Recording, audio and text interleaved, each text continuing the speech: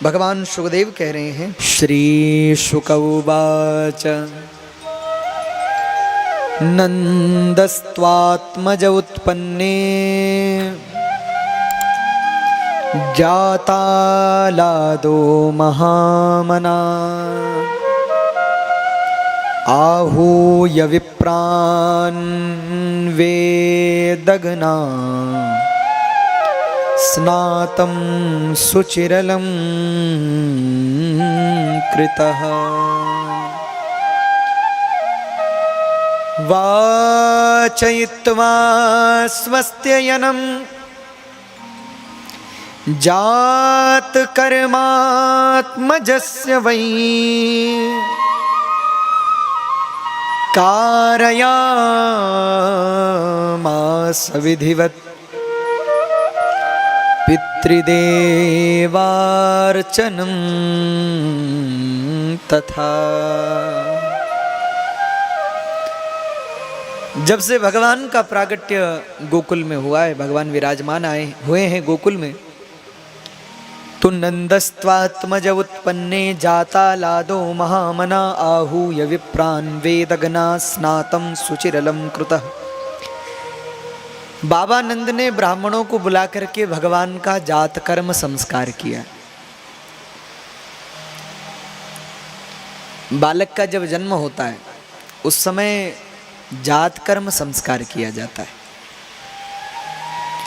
पहले के समय में पुरोहित गण जो होते थे वो होने वाले बालक के 16 संस्कारों को संपन्न करवाते थे। आजकल समस्या ये है कि 16 संस्कार कौन से हैं ये भी लोगों को पता नहीं। बड़े दुख का विषय। और एक आध जो संस्कार भगवान की दया कृपा से बचे हैं उनको भी हमने बुरे हाल में स्थापित किया हुआ है। लोगों को पता ही नहीं कि 16 संस्कार कौन से हैं। अरे और यज्ञोपवीत आदि जो कुछ प्रचलित और विशेष संस्कार थे वो भी अब धीमे धीमे नष्ट होते जा रहे हैं। हमें बड़ा आश्चर्य होता है। एक समय था जब मुगलों का शासन था यहाँ, तो मुगलों में एक राजा हुआ जिसने सनातन धर्म को क्षति पहुंचाने के लिए जिन लोगों ने यज्ञोपवीत धारण किए थे तो वो यज्ञोपवीत उतरवा लेता था। तो कहते हैं उसने एक बार काशी में कई ब्राह्मणों के यज्ञोपवीत उतारे, जिन्होंने नहीं उतारे उनके सिर उतार दिए गए, सिर काट दिए गए। और कहते हैं उस समय यज्ञोपवीत का इतना ढेर लग गया कि कई दिनों तक यज्ञोपवीत जलते रहे।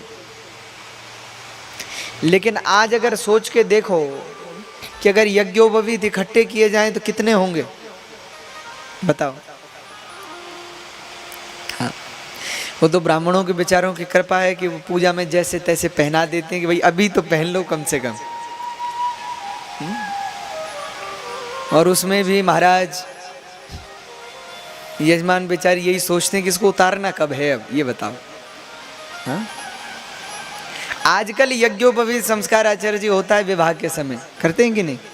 अब भाई विवाह करवाना है वर का तो करें क्या, तो उसको पहनाना पड़ता है। जबकि विवाह के समय यज्ञोपवीत का नियम थोड़े। अरे ब्राह्मण के बालक का यज्ञोपवीत 5 से 8 वर्ष की उम्र में हो जाना चाहिए। क्षत्रिय के बालक का यज्ञोपवीत 8 से, कई लोग 11 मानते हैं, कई लोग 12 वर्ष मानते हैं। और वैश्य के पुत्र का यज्ञोपवीत 12 से 16 वर्ष के मध्य हो जाना चाहिए। ये प्राचीन पद्धति है, कहीं कहीं अंतर मिलता है इसमें, लेकिन लगभग यही है। लेकिन महाराज आजकल तो माता पिता भी यज्ञोपवीत नहीं करवाना चाहते अपने बच्चों का। यज्ञोपवीत होना चाहिए। यज्ञोपवीत तो हमारी संस्कृति है, कंधे पे यज्ञोपवीत हो। लेकिन विवाह के समय जैसे तैसे पहना देते हैं वर को, और वर इसी उलझन में रहता है कि इसको उतारें कब। जबकि धारण किए हुए यज्ञोपवीत को उतारना भी अपराध है। यज्ञोपवीत को उतारना नहीं चाहिए। ब्राह्मणों में तो यज्ञोपवीत कई बार अपवित्र हो जाता है तो तत्काल नवीन यज्ञोपवीत धारण किया जाता है। लेकिन यहाँ तो बड़ी भारी समस्या है, यज्ञोपवीत ही नहीं है लोगों का। हमारे यहाँ कर्ण भेदन संस्कार होता था यज्ञोपवीत के साथ ही। हाँ, कर्ण भेदन, कर्ण में स्वर्ण के आभूषण, केवल माताओं के नहीं पुरुषों को भी कर्ण भेदन होता था। महाराज वेदारंभ था, विद्यारंभ था, कितने सारे संस्कार थे, लेकिन समय के साथ साथ सारे संस्कार नष्ट होते चले गए, मिटते चले गए। बालक के जन्म के समय में जात कर्म संस्कार किया जाता था, और बाबा नंद ने तो वाचयित्वा स्वस्त्ययनम जात कर्मात्मजस्य वै और कारयामास विधिवत पितृदेवार्चनम तथा, ब्राह्मणों से स्वस्ति वाचन करवाया अपने बालक भगवान के प्रागट्य पर, और बोले संतों को खूब दान दक्षिणा दी, अपने पितृ देवताओं की पूजा की, अपने पितृ देवताओं का यजन किया। कहते हैं घर में जब संतान का जन्म होता है तो व्यक्ति पितृ ऋण से उऋण हो जाता है। संतान के जन्म लेने पर तो पितरों की पूजा की जाती है, पितृ देवताओं का अर्चन किया जाता है। तो ये सब पद्धतियां हैं, सब प्रकार हैं।